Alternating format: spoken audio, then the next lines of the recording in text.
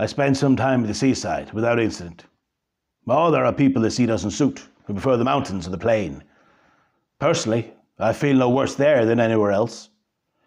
I took advantage of being at the seaside to lay in a store of sucking stones. Well, they were pebbles, but I call them stones. Yes, on this occasion I laid in a considerable store. I divided them equally among my 4 pockets and sucked them, turn and turn about. Now this raised a problem, which I first solved in the following way.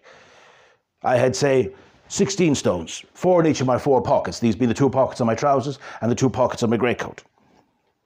Taking a stone from the right pocket of my greatcoat and putting it in my mouth, I replaced it in the right pocket of my greatcoat by a stone from the right pocket of my trousers, which I replaced by a stone from the left pocket of my trousers, which I replaced by a stone from the left pocket of my greatcoat, which I replaced by the stone which was in my mouth as soon as I'd finished sucking it.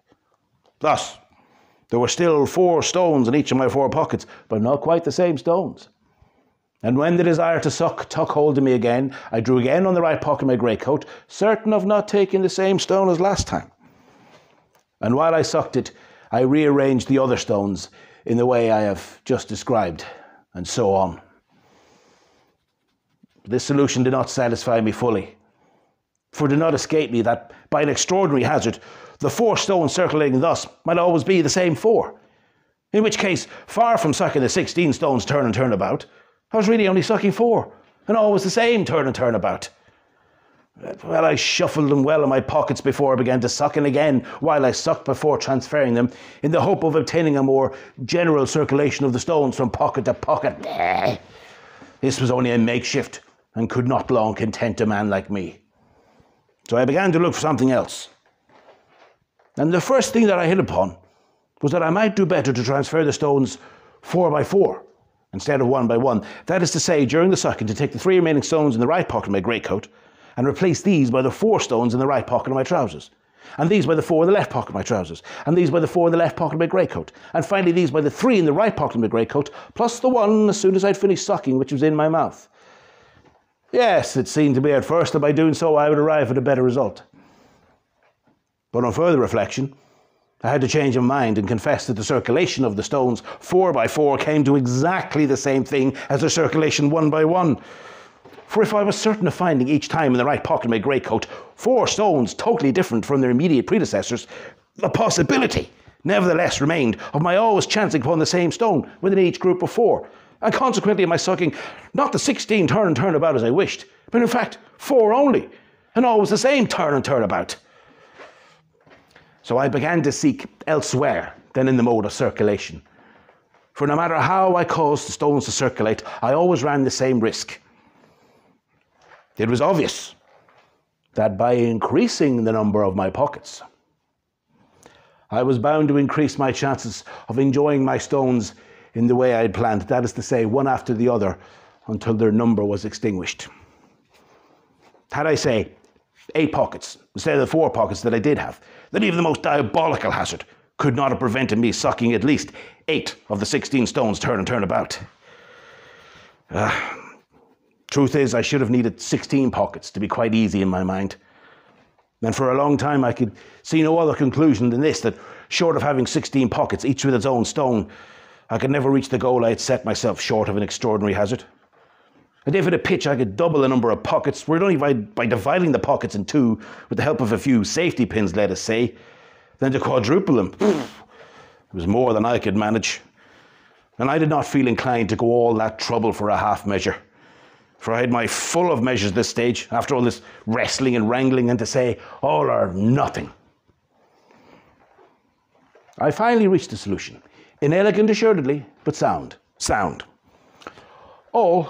All that was necessary was to begin with, for example, 6 stones in the right pocket of my greatcoat, or supply pocket, 5 in the right pocket of my trousers, and 5 in the left pocket of my trousers. That makes the lot, twice 5, 10 plus 6, 16. And none remained in the left pocket of my greatcoat. Good. Now I can begin to suck. Watch me closely. I take a stone from the right pocket of my greatcoat, suck it, stop sucking it, put it in the left pocket of my greatcoat, the one that's empty. I take a second stone from the right pocket of my greatcoat, suck it, put in the left pocket of my greatcoat, and so on, until the right pocket of my greatcoat is empty of stones, and the 6 stones I have just sucked, one after the other, are in the left pocket of my greatcoat. Pausing then, and concentrating, so as not to make a balls of it, I then transfer to the right pocket of my greatcoat, which is now empty of stones, the 5 stones in the right pocket of my trousers, which are replaced by the 5 stones in the left pocket of my trousers, which are replaced by the 6 stones in the left pocket of my greatcoat. Now at this stage, the left pocket of my greatcoat is again empty, and the right pocket is again supplied, and in the right way, that is to say with other stones than those I have just sucked. And these other stones I then begin to suck one after the other, and to transfer as I go along to the left pocket of my greatcoat, being absolutely certain, well, as far as one can be in an affair of this kind, that I'm not sucking the same stones as the moment before. Now, when the right pocket of my greatcoat is again empty, and the 5 stones I've just sucked are, without exception, in the left pocket of my greatcoat, then I proceed to the same redistribution as the moment before, or a similar redistribution. That is to say, I transfer to the right pocket of my greatcoat, now again available, the 5 stones in the right pocket of my trousers, which are replaced by the 6 stones in the left pocket of my trousers, which are replaced by the 5 stones in the left pocket of my greatcoat. And there I am, ready to begin again. Do I have to go on? No! For it is clear that after the next series of sucks and transfers, I should be back to where I started. That is to say, with the first 6 stones in the supply pocket, the next 5 in the right pocket of my stinking trousers, and finally the last 5 in the left pocket of same. And my 16 stones will have been sucked once at least, in impeccable succession. Not one sucked twice, not one left unsucked.